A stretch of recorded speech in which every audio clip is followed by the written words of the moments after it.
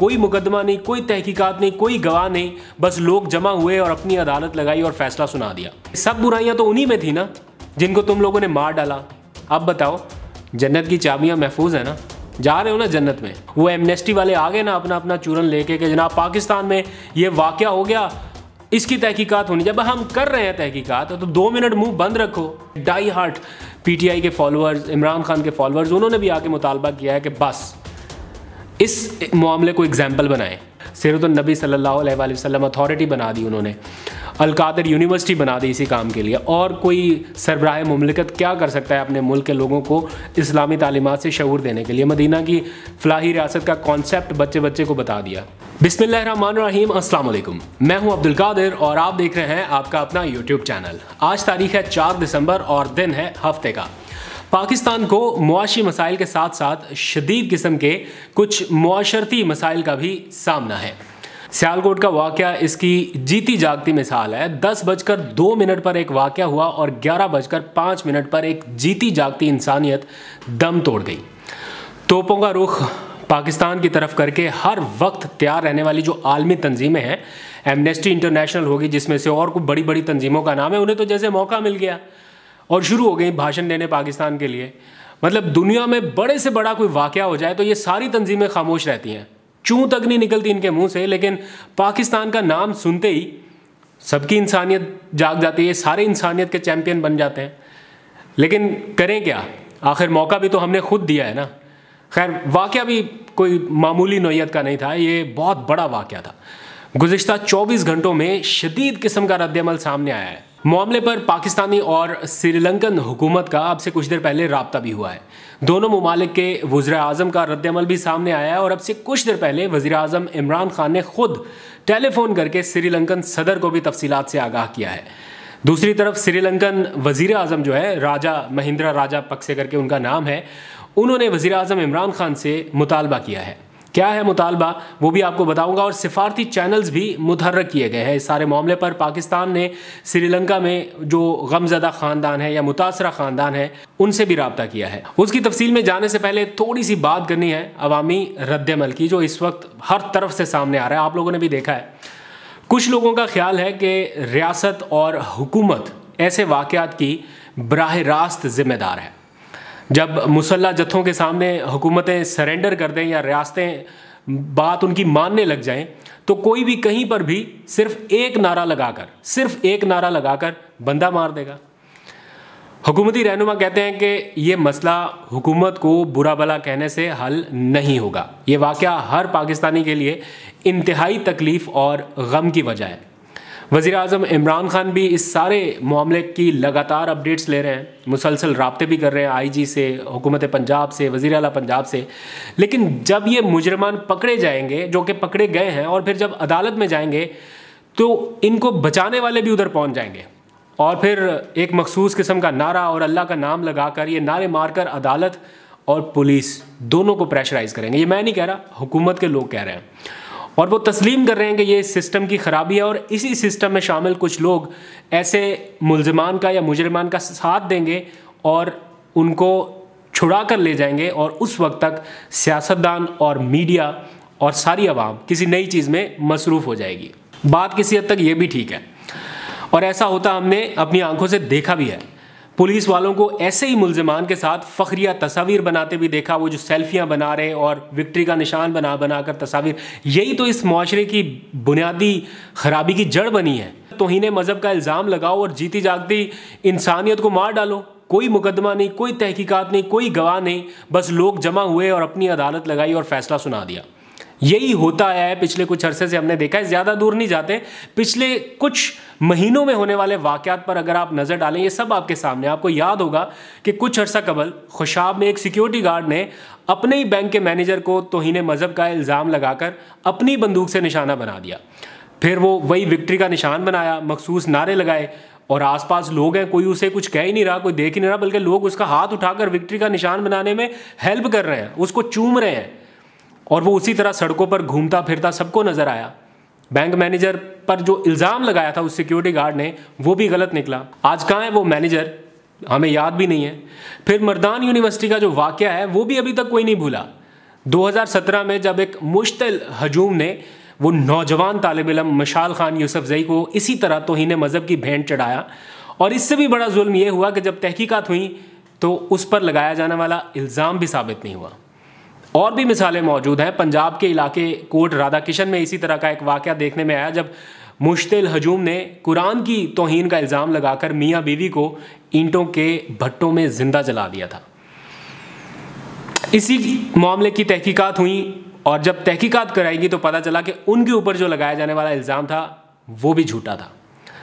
पिछले साल पेशावर की एक अदालत में जो नौजवान ने कारनामा सर अंजाम दिया था वो भी आपके सामने है। एक जज के सामने नौजवान लड़के ने एक शख्स को गोली मारकर हलाक कर दिया। पुलिस एहलकार मुलजम को अदालत ले जाते हुए सेल्फियां बना रहे थे, और जिस शख्स पर तौहीन मज़हब का इल्ज़ाम लगाया गया था तहकीकात में वो भी झूठा साबित हुआ।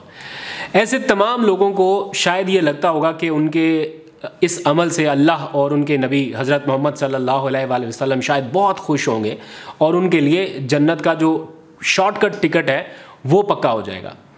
ये अपने गुनाहों का एक तरह से जो बोझ खुद बर्दाश्त नहीं कर सकते, वो समझते हैं कि बस उनको बख्शिश का मौका मिल गया, और बख्शिश का मौका जानकर निहत्ती जानों पर जो जुल्म होता आ रहा है, खुदा की कसम वो इस्लाम की किसी तालीमात का हिस्सा नहीं है।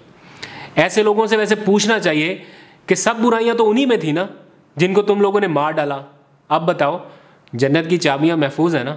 जा रहे हो ना जन्नत में? कल से अब तक सोच रहा था कि इस मामले पर बात करूं नहीं करूं। नहीं इसलिए करना चाहता था कि यार इस बात करने से आखिर बदनामी किसकी है? हमारे मुल्क की है। पूरा दिन लगाते हैं कि यार कुछ अच्छी चीज़ मिले लोगों को बताने के लिए, कुछ पॉजिटिव इमेज पाकिस्तान का जाए दुनिया में, लेकिन वो सारी एफर्ट्स एक तरफ, और ये इस तरह के वाक़यात जो हैं ये इंटरनेशनल लेवल पर, आलमी सतह पर पाकिस्तान का मयार, पाकिस्तान का इमेज किस कदर पस्त कर देते हैं शायद किसी को अंदाज़ा नहीं। मौका मिल गया ना आज आलमी तंजीमों को, वो एमनेस्टी वाले आ गए ना अपना चूरन लेके कि जनाब पाकिस्तान में ये वाक़या हो गया, इसकी तहकीकात होनी। जब हम कर रहे हैं तहकीकात तो 2 मिनट मुँह बंद रखो। अजान हो रही है, इसके बाद थोड़ी बात कंटिन्यू करते हैं। खैर, इस वाक़े पर दिल इतना दुखी है कि कहने को बहुत कुछ है, लेकिन करें क्या? कुछ कहेंगे तब भी अपना ही पेट नंगा होना है।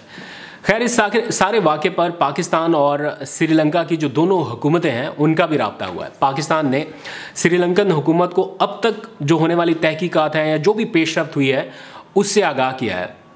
पाकिस्तान की तरफ से बताया गया है कि वज़ीर आज़म इमरान खान ज़ाती तौर पर इस मामले को देख रहे हैं, उन्होंने नोटिस भी लिया है, और पुलिस की भी ताबड़तोड़ जो कार्रवाइयाँ हैं वो जारी हैं। पिछले 24 घंटों के दौरान एक ख़ास रिपोर्ट भी तैयार करके भिजवाई गई है कि इन 24 घंटों के दौरान 200 छापे मारे गए हैं, जिनमें 13 मरकज़ी मुल्ज़िमान जो एतराफ़ भी कर रहे हैं इस सारे मामले में मुलव्वस होने का, उन समेत 118 अफराद को गिरफ्तार किया गया है। इसके साथ साथ 100 से ज़ायद CCTV कैमराज हैं जो जगह जगह पर कहीं पर भी लगे हुए थे, उनकी सारी रिकॉर्डिंग भी कब्जे में ले ली गई है। और मज़ीद जो इस सारे मामले में मुलव्वस लोग हैं जिन्होंने इश्तियाल दिलाने की कोशिश की, बिलवास्ता या बिला वास्ता किसी भी तौर पर इस सारे वाक़े में मुलव्वस हैं, उनको गिरफ्तार किया जा सके उसकी कोशिशें हो रही हैं।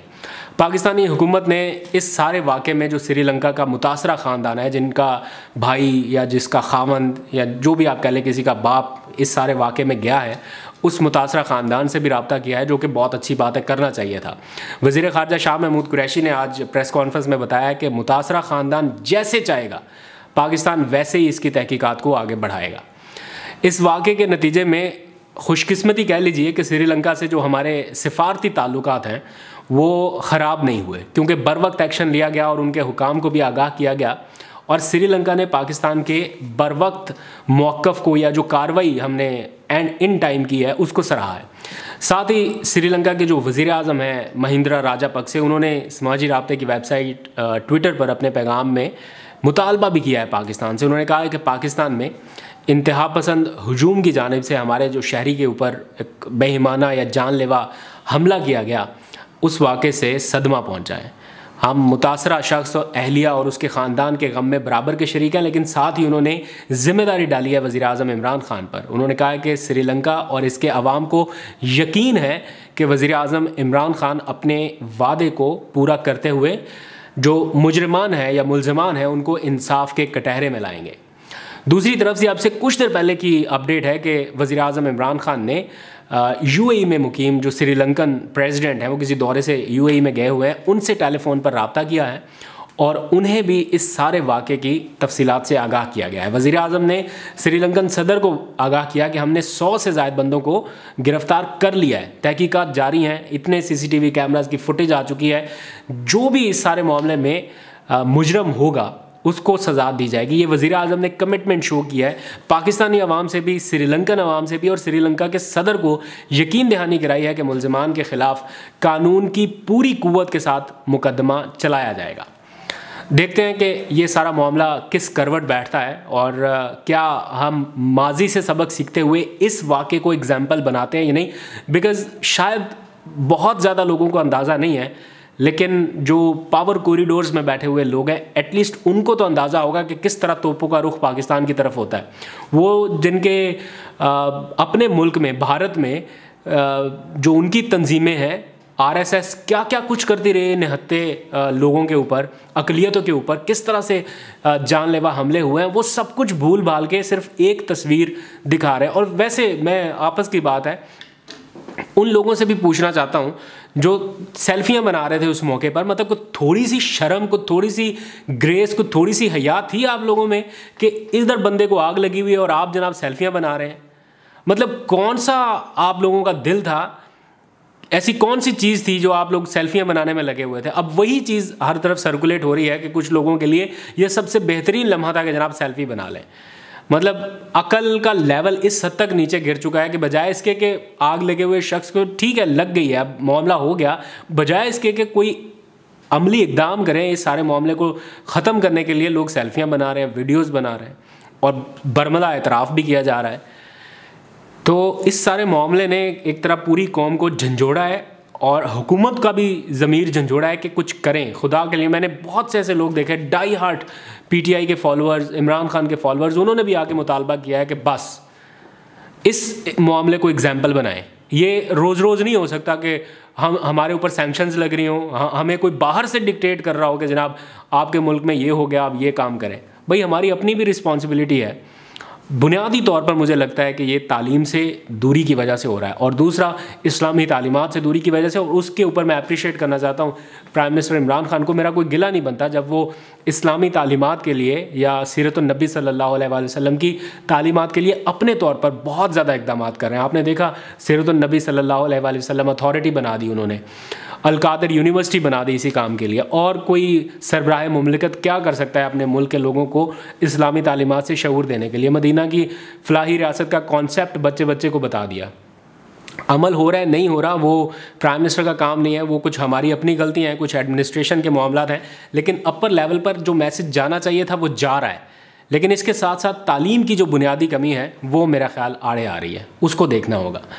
और आखिर में जाते जाते पाकिस्तान के लिए एक अच्छी खबर, माफ़ कीजिएगा आज थोड़ा दिल दुखा हुआ था इसलिए अच्छी खबर से आगाज़ नहीं कर सका, लेकिन अच्छी खबर भी है पाकिस्तान के लिए। वो ये कि जो सऊदी अरब से हमें $3 अरब इन कैश मिलने थे वो पाकिस्तान को मिल चुके हैं, यानी $3 अरब मौसूल हो गए हैं पाकिस्तान के स्टेट बैंक को। और मुशीर ख़ज़ाना शौकत तरीन साहब ने सऊदी क़यादत से इज़हार तशक्कुर किया है। वैसे इतना इज़हार तशक्कुर बनता नहीं है जितनी सख्त शराइत पर हमें यह कर्ज़ा दिया गया है। और ये भी कहा गया कि आप IMF के प्रोग्राम से निकले तो हम आपसे पैसे वापस ले लेंगे, और भी पता नहीं क्या क्या कुछ कहा गया, मेरे पास उसकी तफसील नहीं है, लेकिन सुना है कि काफ़ी सख्त शराइत पर यह कर्ज़ा दिया गया है। सऊदी अरब ने पाकिस्तान को उधार पर तेल भी देने का ऐलान कर रखा है। $1.2 बिलियन, $1 अरब 20 करोड़ का जो तेल है वो 1 साल की उधार अदायगी पर पाकिस्तान को मिलेगा। अब क्लेम तो ये किया जा रहा है कि सऊदी पैकेज के इस नतीजे में या IMF से जो कर्जा हमें मिलने जा रहा है उसके नतीजे में हमारी मईशत मुस्तहकम हो जाएगी। कितनी मुस्तहकम होगी बाद की बात है, लेकिन आवाम को तो थोड़ा सा रिलीफ फौरी तौर पर मिलना चाहिए। आज तक के लिए इतना ही, और अच्छी खबरें उन पर कल बात करेंगे। अपना बहुत सा ख्याल रखिए। अल्लाह हाफ़िज़।